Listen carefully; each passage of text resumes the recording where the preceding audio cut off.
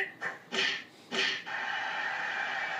Holy fuck, has a lot happened since I saw you last fight, fans, and we're going to make fun of all of it in chronological order. First up was the Ultimate Fighter finale, which saw all your favorites from Tough 18 and non-color corrected randomly zoomed in goodness. This season 2 winners got UFC contracts and tiny motorcycles, and both of those winners came from Team Passive Aggressive. A small consolation for the armbar Misha will receive in under 5 minutes 2 weeks from now. In the middle of the event, everyone's favorite question asker, John Anik, was tasked with interviewing the two foes, and the arm burglar went full Nick Diaz, looking off into the distance to see if she could find any fucks to give. Ladies and gentlemen, when you think of the greatest rivalries in the history of the universe, you think Hatfields and McCoys, the United States versus the Soviet Union, and certainly Ronda Rousey and Misha Tate. Ronda, how has being around Misha Tate so much affected your relationship? Fuck off. So Misha Tate, let's see if I can ask you a question while a producer screams into my earpiece. What did you take from the experience of coaching these young fighters? I think you take away with you the relationships. Fuck your smirk, Misha. I'm gonna wipe every smirk you've ever smirked off your fucking face. Okay, we can't say that on television, Ronda. What the fuck ever. Okay, fuck me. Why are you so angry, Ronda? I'm not doing anything. I just wanted to give you some socks with middle fingers on them. Nobody hands me socks but my friends. You're gonna pay for every single sock you've ever purchased.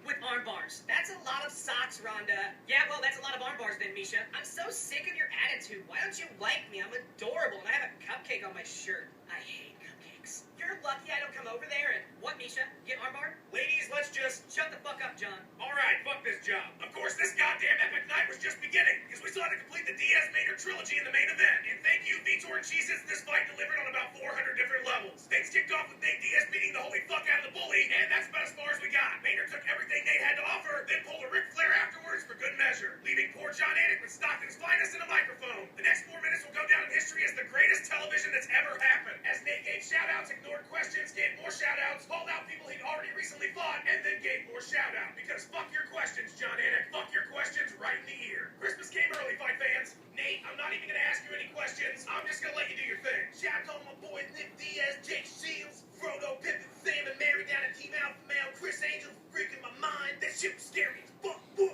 beat your motherfucking ass, Bray Maynard. Now me and my boy Gil Melendez, co-champs for 155. That's what's up. We taking over every division. If either of us wins another fight, we get 3 more belts, bitch. Ben Henderson coming, my boy. See if you don't get clapped up. Shout out to all the food I'm about to eat, because I'm hungry as fuck. Nom, nom, nom. My manager Mike Kogan. Everybody who bought Duke Nukem Forever, because that game fucking sucked. Life for helping to see. Babies for becoming people. And shout out to J.K. Rowling for inspiring me to read more. Knowledge is power, motherfucker. What? Gil, anything to add? Titties. Next, we headed to Michael Brisby in Australia for UFC Ultimate Corn Fight Night World Star Poker Nuts 33. The card kicked off with a split decision loss for the Fireball, who then retired after a decade of hell-raising and trailblazing. Dylan Andrews did his best Korean zombie impression. The Hulk pulled a Ralphie on Pat Barry, who pulled our second Ric Flair of the show. Ryan Bader and Anthony Feroz reenacted the knife fight from Saving Private Ryan. And in the main event, Hano and Bigfoot made an agreement early in the first round that all fucks given must be stowed away in their full upright locked positions. What preceded was the best fight in the history of the heavyweight division and the third best fight of this quarter of the year. When it was all said and done, Bigfoot's face resembled something you might see in a garbage disposal, and the Super Samoan had an entirely new hair color. But the highlight of the night was Shogun Hua versus James Tahuna, a fight that went all of 5 seconds before the Kiwi melted into the mat after a "that's not a knife, this is a knife" left hook by the Pride legend, who then pulled a fake hendo, screamed "am I not merciful," then absorbed Tahuna's soul into his body.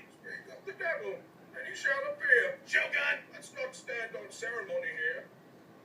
Mr. Holt. why are you still wearing that mask, Shogun? My name is Showbane. Of course, nobody cared who I was until I put on the mask. Are you in a sewer? It's where I've made my home while preparing to bring justice. Justice to what? Shogun, you're starting to freak me out. Now is not the time for fear. That comes later. Hey, look, you're not gonna push me around in my own interview. I'm in charge. Do you feel in charge? What are you? I'm the light heavyweight division's reckoning, here to end the borrowed time they've all been living on. Let's not get crazy now, Shogun. You did look pretty good against Tahuna, though. James fought like a younger man, with nothing held back. Admirable, but mistaken. Shogun, you have lost your fucking mind. Perhaps. The final bit of awesome since my last show was Invicta FC 7th card out of Always Sunny KC. And as per always, the ladies brought the fuck yeah. When the web stream started being a punk-ass bitch early on, the Shannon fucking Knapp screamed YOLO and made the whole card free. Gerard Butler abs Julia Budd fucked shit up in her decision win. The always badass JoJo Calderwood won her fight then invaded England. Lauren Murphy used the power of Jimmy Menowa to cause the Queen of Beans' knee to suddenly explode in the 4th round. And in the main event, Stockton's adopted daughter had a knockdown dragout with Barb Holmchek, who took the decision to retain her flyweight strap. The highlight of the night, though, was Superstar Felice Herring, and why the fuck does she not have a Wikipedia page, Keisha Torres? Both girls brought the thunder, but in the end, the tiny tornado with her Ultimate Warrior on bath salts levels of energy took the decision. Keisha then spent the next 13 hours running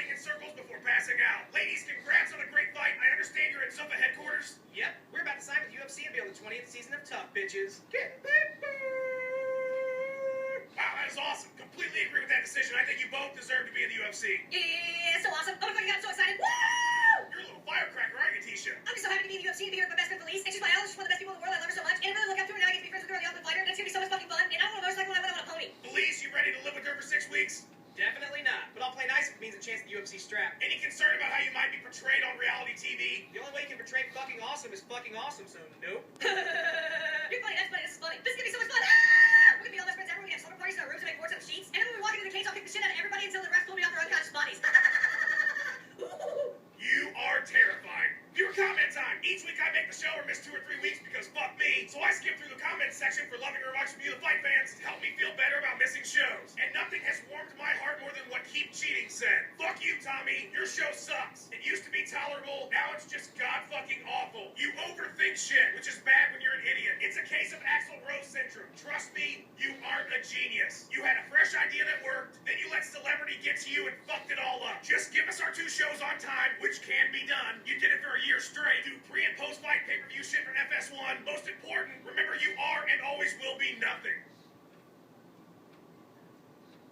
We were all thinking it, guys.